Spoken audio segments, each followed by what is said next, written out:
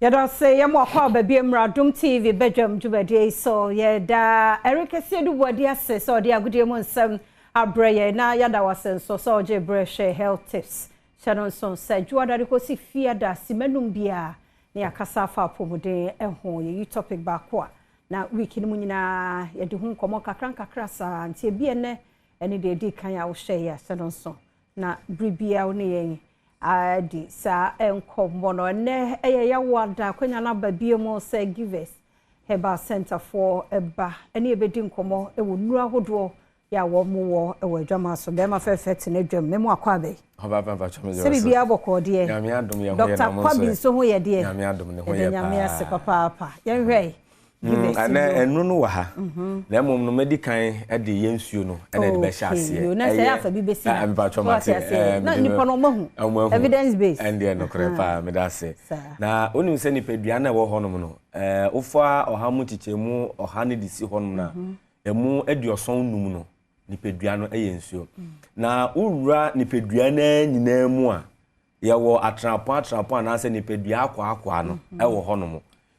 ohamu chichemu no obia wo nsu a ohia wo de bedi dwuma ewo saa akwa no hono ansa na ni nyina mu no nipedua no atumi akonkan na ofa adwen no mu a eyo ohamu chichemu aduokron nsia 96%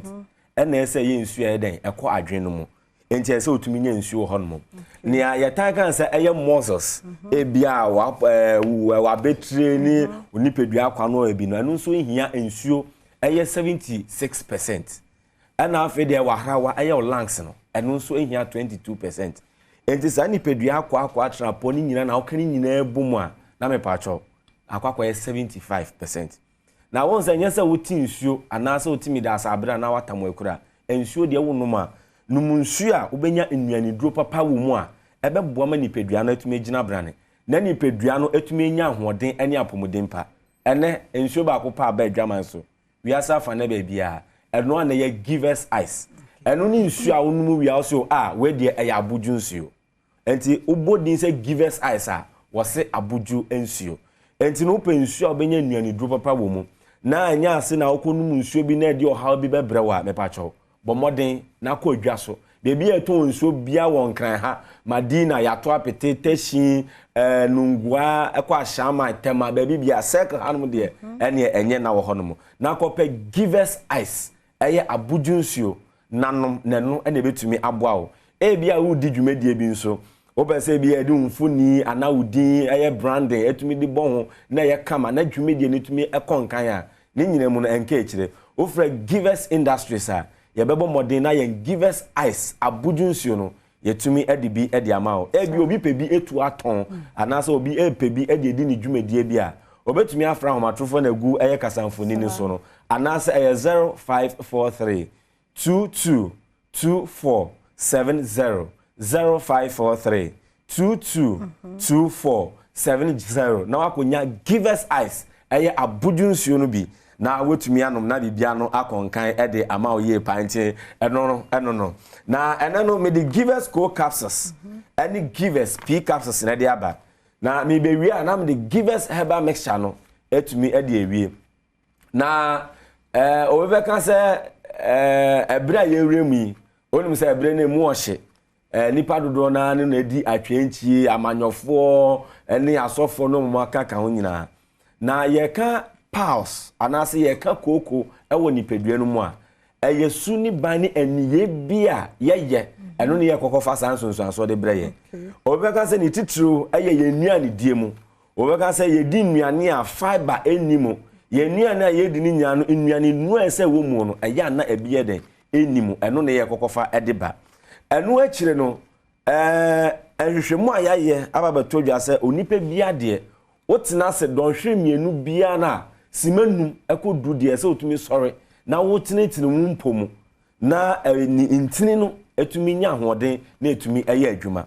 enti niama hodo a obeka se courses nia ye kokofa eye mro ye o ni pedua ma na se obeka se hemorrhoids any pulse etumi di brain pedua no se wotina se eche enti odwede ni ba we fifie ahemache akwakọ tinedwemu ohyenkeni ono so ti ASTH ensentwere ni ono so abetina se sofo empo de emphasize asodem na wote wono mu a unya simenu no emfa de emfa ntentre wo mpomu ene akire obi otai pagya niam emu odu ene de bia na ne sisi bofam na wa so na dana beti de no wo de kosa ni nyina no eye kooko ni amama anase hemorrhoids no na wodi ba nipadua no mu esa se yen ankase yen nipa no yen ene ye ekofa de etutwe ede ba nti na give us Herbal Center yetumi edi nnu no ede etumi ede aba ni edi obiom eye diarrhea anase eye chronic constipation kwankro ayemtim ena obiom so bi wo ho so bi de na otwe anase na nukura na sebi menkwa agana bia ye metumi de hye me ho a me patcho me ma na nya wode ebra wo de hye wo ho no na enya nsunsuanso bɔ ne wo wuntini no mu na enya nsunsuanso bɔ ne wo wuntini no mu a na oba bema nso e de ohaw e de bre ne di kan wo ye bema na ompaso agudie e de ohaw e na e de bre wo na so okonya nsunsuanso bɔ ne e wo ho saa nso na bema e ye oba nso no saa pepepe na etie enti saa ni ye nyina no enu ene ye de etumi ba ma wo so ene pause ya na se koko ni amaman no ebi agi ni pedua na ye de etumi de aboso na maye wenum nyina awie no maye de hu so asemesi wo benten koko ni amaman ya ye di hu nkomo ebi wo me so eno na bon se obi akọ agyanan bi awie no wa ye bi awie nso ase esan ka ne se won san kobiom wawie bibia na wo ase still ne hunam san ye ne so wani amame san kobia asa ma awie me pa twa hu san sunsun so here to hu anamo na kope give us co capsules and afi give us p capsules nanonom ene betumi aboa eno na nche no obo so no ma na asa bia oto ase na etumi keka na awie odru na otumi dwi san obi tumi dua na afi de ho akwa da nikuro me pa twa bomodin na kope give us co capsules and afi give us p capsules nanonom nanu ne betumi aboa wo obonso obi nso na mhonom a otena se kakra na se ne ton ase ne ton afọ na se obeka se flus binum etefifi eye sebi eye ne ton ase honom edigu atade mu anase wonder was me a me patcho no akwakopa give us co capsules any give us p capsules na wetumi anonom enu ne be de betumi aboa ma koko ni amama no etumi efiri uso na akwakoba ne sa no obonse enum no na didi so a na fe de bema enum na akwakonya eye premature ejaculation enu na se wo de boss na se wo ni abre se okodi mpemu agro no ene wo ye ya na se wo na wo sen no na se ho atumi asane wo eya na de oha ene atumi ede brew obi nso de oho a eye erectile dysfunction ye ba pim no abo no awoso no adeso no a ene engongusi aga na se wasi ni tiase na se nimguase na atumi ede brew no unya give us co capsules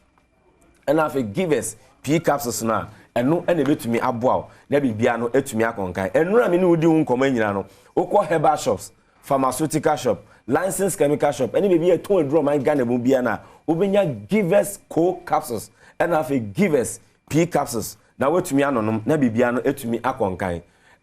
wey aya give us herbal mixture